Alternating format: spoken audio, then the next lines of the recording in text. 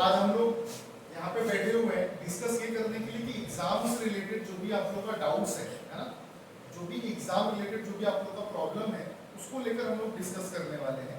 तो कुछ बातें हैं जो आप लोगों को मैं डिस्कस करना चाहता हूँ, बताना चाहता हूँ, जो एग्जाम के टाइम पे आपको बहुत हेल्पफुल करेगा कि जब भी आप एग्जाम लिखने जब बैठोगे तो किन बातों का हमें ज़्यादा ध्यान रखना है और किन बातों को इग्नोर करना है। समझ में आ रहा है? तो उसके ऊपर हम लोग आज का सेशन रखने वाले हैं। तो सबसे पहले आप लोगों को पता है कि टाइमिंग ऑफ योर एग्जाम जो है 11 बजे का है ना। तो 11 बजे आपका पेपर चालू होता है, वो 2 घंटे का हो या 3 घंटे का हो, लेकिन आप लोग को जो हॉल टिकट में 10:30 लिखा है बिफोर द एग्जाम आप लोग को सेंटर पे पहुंचना रहता है, क्योंकि अदर एक्टिविटीज होती है जिसको आप लोग को फुलफिल करके एग्जाम में बैठना रहता है। लेकिन सबसे पहले एग्जाम के पहले आप लोग को करना पड़ेगा आपकी एग्जाम का शॉपिंग। अब ये शॉपिंग का मतलब क्या है? एग्जाम का शॉपिंग का मतलब क्या है कि रिलेटेबल जो भी आप पेपर में लिखने वाले हो, आपके लिए पेन जरूरी है, आपके लिए स्केल जरूरी है, आपके लिए पेंसिल जरूरी है, आपके लिए रबड़ जरूरी है, आपके लिए शार्पनर जरूरी है। जो भी ये एसेंशियल जो आपको जिसको मैं बोलता हूँ हथियार जो जरूरी है, ये आप लोग को पहले जाके खरीदना पड़ेगा, क्योंकि वहां पे आप बोर्ड का एग्जाम देने जा रहे हो। किसका एग्जाम देने जा रहे हो? ना कि आप लोग कोई क्लास का टेस्ट देने जा रहे हो कि अगर आप लोग कुछ भूल गए तो अरे भाई थोड़ा सा पेंसिल दे देना, तेरा हो गया ड्रॉ करके मेरे को दे देना, तेरा लिख के हो गया मेरे को दे देना, ये सारी पॉसिबिलिटीज आपके पास है ही नहीं। तो मिनिमम कम से कम सारा 3 का लॉग आप लोग बना के रखेंगे। आप लोग ने जिसने भी पूरे साल भर पेन यूज किया है, जो पेन से आपने लिखा है, जिस पेन का आपने इस्तेमाल करके अपने पेपर्स लिखे हुए हैं, प्रैक्टिस किए हुए हैं, वही पेन बोर्ड में भी यूज कीजिए, क्योंकि उसी पेन से आप लोगों को जो है ना हाथ बैठा हुआ है। उसके पीछे भी थोड़ा सा रीजन है, लॉजिकल रीजन है, कैलकुलेशन रीजन है, क्योंकि आप हाथ में अचानक से कोई नया पेन जब यूज करना चालू करते हो ना तो उसका डाया, अब जैसे मान लीजिए कि आप लोग पेन यूज कर रहे हो, लिख लिख के पूरे साल भर किया, मैं बोल रहा हूँ कि भाई ये मार्कर है, ये मार्कर से लिखेगा, कोई चांदी पेपर लिखेगा। अब ये मार्कर से लिखने बोलूं तो आप लोग को लिखने में तकलीफ होगा, क्यों? बिकॉज आप लोग का एक्सपीरियंस नहीं है। एक्सपीरियंस, ये डायमीटर दिख रहा है आप लोग, हाथ जब पकड़ोगे तो इससे आप प्रॉपर वे से लिख नहीं पाओगे, क्योंकि आपका इसमें आपने एक्सपीरियंस नहीं, आपने कभी लिखा नहीं। समझ में आ रहा है? इसीलिए जिस पेपर का, जिस पेन का आपने इस्तेमाल किया है, उसी पेन का आप लोगों को क्या करना है, इस्तेमाल करना है। तो वो पेपर पेन जाकर आप लोगों को 3 पेन खरीदना है, 3 पेंसिल खरीदना है, 3 रबड़ खरीदिए, 3 मार्कर खरीदिए। मार्कर बोल रहे हैं, मार्कर मत खरीदिए, क्या खरीदिए? शार्पनर हो गया। जो भी एसेंशियल रिक्वायरमेंट चीजें हैं उसको बाय करना जरूरी है बिफोर द एग्जामिनेशन। अगर नहीं करोगे तो वहां पे जाने के बाद से ये नहीं है वो नहीं है करोगे तो दिक्कत हो जाएगी। समझ में आ रहा है?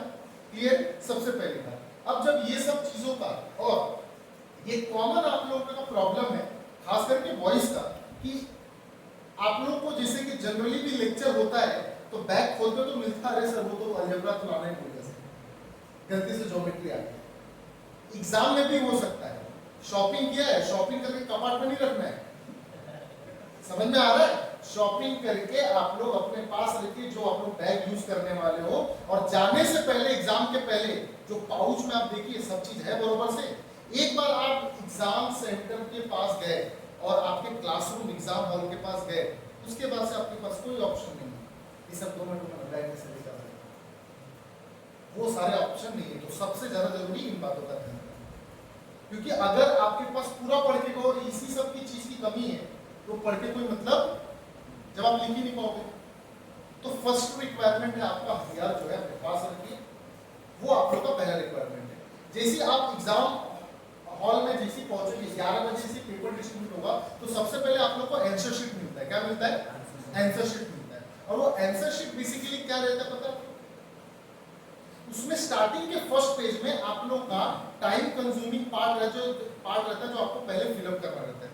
बहुत सारे सेंटर में आप लोग को 5-10 मिनट पहले आप लोग को आंसर शीट मिल जाएगा, जो आप लोग को पहले फिलअप करना है। और नहीं मिलता है तो जितना जल्दी हो सके 2 से 5 मिनट के अंदर आप लोगों को क्या करना है, वो फिलअप करना है। उसमें से क्या क्या फिलअप करना ऑलरेडी मैंने आप लोग को लेक्चर में बता दिया है कि कैसे कैसे फिलअप करना है। इनकेस आप लोग को दिक्कत आ रही है फिलअप करने में, नहीं समझ में आ रहा है, सुपरविजन जो सामने वाला रहेगा, इन्विजिलेटर रहेगा, उससे आप लोग पूछ लीजिएगा, वो बता देगा। लेकिन सबसे पहले वो भरना जरूरी है। वो आपने भरा नहीं, कुछ मिस हो गया, पूरा पेपर लिख दो, कोई चेक नहीं करेगा।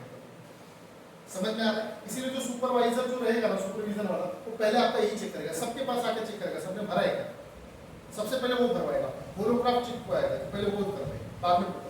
तो ये जितना जल्दी हो सके 2 से 5 मिनट में आप लोग लिखेगा। फर्स्ट थिंग ये हो गया, जैसे पेपर मिला, उसके बाद में जैसे आप लोग को क्वेश्चन पेपर आपके हाथ में आता है, तो सबसे बड़ा गलती पता है आप लोग क्या करता है?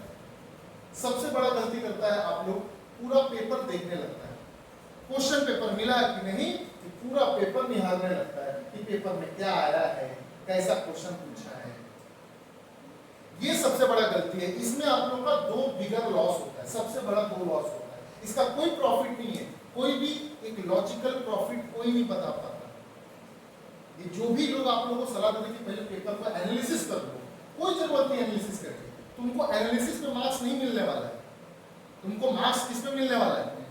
लिखने पे मिलने वाला है।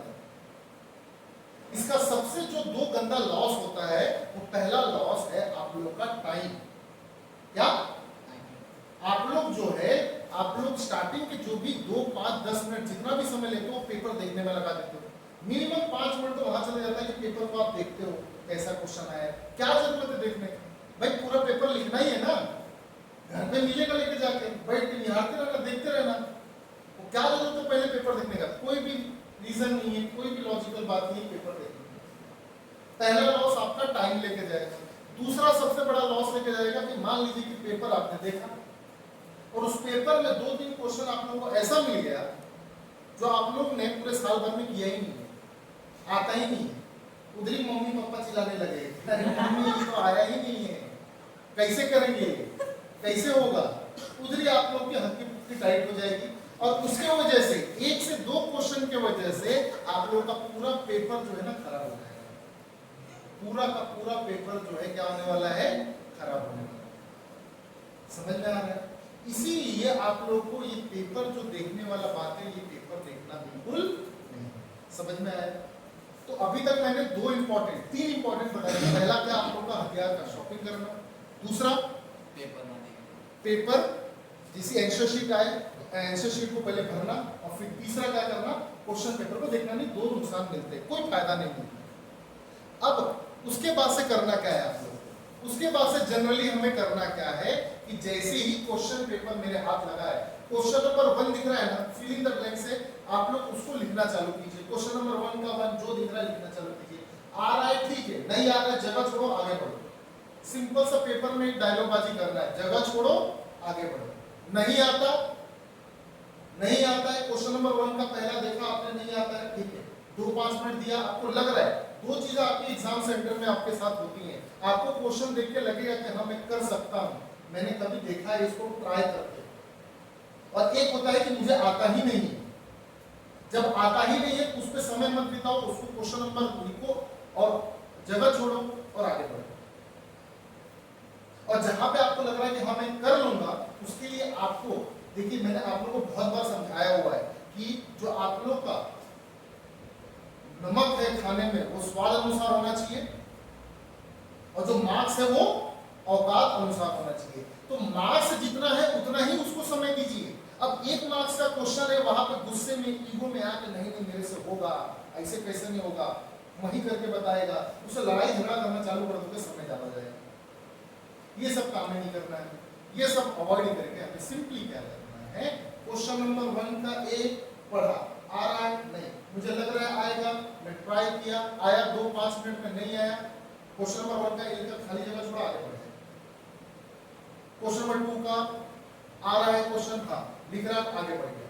3 का आ रहा है क्वेश्चन, लिख रहा है, आगे बढ़ गया। ऐसे सारे क्वेश्चन के साथ करना है। मतलब आप लोग को जो नहीं आ रहा है उसके लिए जगह छोड़िए, आगे बढ़िए, जगह छोड़िए, आगे बढ़िए। जो आ रहा है वो लिखते चलिए। मैं क्या बोल रहा हूँ समझ में आ रहा है? सीक्वेंस में आपका जो है पेपर होना चाहिए। क्या? क्वेश्चन नंबर 1 ए बी, फिर question number 2 A B, 3 A B, जो भी ऐसे सब टाइप क्वेश्चन। आप लोग को ऐसा नहीं करना है पहले क्वेश्चन नंबर 4 कर देना, 3 कर देना, उससे मार्क्स कट नहीं होता है, लेकिन एग्जामिनर की चेकिंग करने वाले की मेंटालिटी खराब हो जाती है। उसको पेपर सीक्वेंस में चाहिए, तो आड़ा टेढ़ा लिखेगा, कोई मतलब नहीं करता। इसीलिए तुम लोग सीक्वेंस वाइज जाओ, क्योंकि पेपर तुम्हें पहले देखना नहीं है। सीक्वेंस वाइज देख रहा है, क्वेश्चन नंबर 1 देखा, जितना आता है लिखा, आगे बढ़ा। क्वेश्चन नंबर 2 देखा, जितना आता है आगे बढ़ा। ये सबका फायदा आपको लास्ट में होने वाला है। इससे आप लोग को जितना आता है, क्या जितना आता है वो आप कम समय में वो चीज आप कंप्लीट कर लोगे विद इन आवर। जितना पूरे साल भर में ध्यान लपेटा है पूरा ध्यान जो उस पेपर में उतर है। आप लोग का टाइम वेस्ट होता कहाँ है, एक तुरंत पहले टाइम से कॉपी करने के लिए दूसरे का पहले क्या पता पैर मार के पूछना चालू कर देता है, यहाँ वहां देखने चालू कर देता है, इसीलिए पेपर थोड़ा अटेंड नहीं हो पाता है, छूट भी जाता है और समय भी ज्यादा लगता है। आप लोग को वो काम नहीं करना है। स्टार्टिंग के आवर में सिर्फ हमने जितना ज्ञान लपेटा है पूरे साल में, जितना ज्ञान लपेटा है, चाहे वो 2 चैप्टर हो, 2 मार्क्स हो, 10 मार्क्स हो, वो सब ज्ञान जो है वहां पे पूरा का पूरा ज्ञान जो है वहां पे रख देना। समझ में आ रहा है? जितना होगा उतना का उतना एज इट इज जो है हमें रख देना। क्लियर हुआ? समझ में आ रहा है? इससे फायदा क्या होगा कि 2 घंटा के पहले बिफोर द एग्जामिनेशन जो भी आपका टाइम मिला हुआ है 3 घंटा या 2 घंटा लैंग्वेज हो या आपका अलजेब्रा ज्योमेट्री साइंस एसएसटी हो, उसके पहले आप लोग का टाइम से पहले एग्जाम आपने लिख लिया है। एग्जाम मतलब क्या, जो आपको आता है। अब आपको कॉन्फिडेंट है अंदर से कि भाई मैं अब पास हो चुका हूं, जितना मुझे आता था मैंने वो कर लिया। स्टार्टिंग के आवर में कॉपी करने का सोचिएगा भी मत, सोचिएगा भी। समझ में आ रहा है? पहले अपना ज्ञान उसमें उतारिएगा, जितना आता है उतना कर लीजिए, फिर बाद में देखा जाएगा उसके लिए समय लास्ट में बचा कर। नहीं तो दिक्कत क्या होता है मालूम है, तुम लोग सारा स्टार्टिंग से कॉपी करना कोशिश कर देता है, पहले का दूसरा होता है, एग्जामिनर तुमको देख लिया, तुमको पता चल गया कि पूरे क्लास में सारा कल्प्रिट यही है, राक्षस यही बैठा है, इसी को पकड़ो। बाकी सबको छोड़ के तुम्हारे आजू बाजू ना इधर उधर घूमते रहेगा, फंस गया तुम। और कोई स्ट्रिक्ट रहा तो पेपर ले लेगा। अब जब स्टार्टिंग के अवर में पेपर ले लिया है तो गधा समझो तुम लोग फेल हो गया। क्यों? क्योंकि जो तुम लोग को आता था वो भी लिख पाए हो क्या? इसीलिए स्टार्टिंग के आवर में जब तक अपना ज्ञान का प्रदर्शन नहीं हो जाता है, साल भर में जितना मेथड पढ़ा है, जो भी आता है, जब तक लिख नहीं लेता तब तक कॉपी करने के बारे में सोचने का सोचा। देखिए अभी बोर्ड 12th के बोर्ड में कॉपी करने वाले लोगों को बहुत लोगों को पकड़ा है, 10th में भी पकड़ेंगे। स्ट्रिक्ट पहले से हो चुका है, पहली से जीआर आ चुका है कि जो सेंटर पकड़ा गया डायरेक्ट सेंटर बंद, कॉलेज सील। एकदम तड़का वाला चीज आया है। स्टार्टिंग क्या हो रहा है कॉपी, बाद में जब सब चीज हो जाए, आपका ज्ञान हो जाए, तब करो। पकड़े गए दे देना पेपर, ले लो। क्योंकि तुम तो नदी पार कर चुके हो, तुमको पता है कि साला जितना हमको आता था हम तो उतार दिया है, हम तो वैसे भी बैठ रहा था। पेपर ले लो फिर भी बैठेगा, क्योंकि हमें तो उसके आगे कुछ आने वाला था नहीं। लेकिन ये भी कॉपी वगैरह चीज जो है आप लोग को अवॉइड करना है। जितना हो सके आप अपने मन से लिखिए, जितना आपको ज्ञान है उतना लिखिए। समझ में आ रहा है? तो ये था मेरे तरफ से कि एग्जाम में आप लोगों को क्या सोचना है, किस थिंकिंग से बैठना है, एग्जाम कैसे कंप्लीट करना है। अगर इस थिंकिंग से जाओगे आपको एग्जाम आवर से पहले आपका पेपर कंप्लीट हो जाएगा, वरना आपको तकलीफ आएगा। समझ में आ रहा है? क्लियर है? कुछ डाउट है किसी को? पक्का? हाँ ठीक है।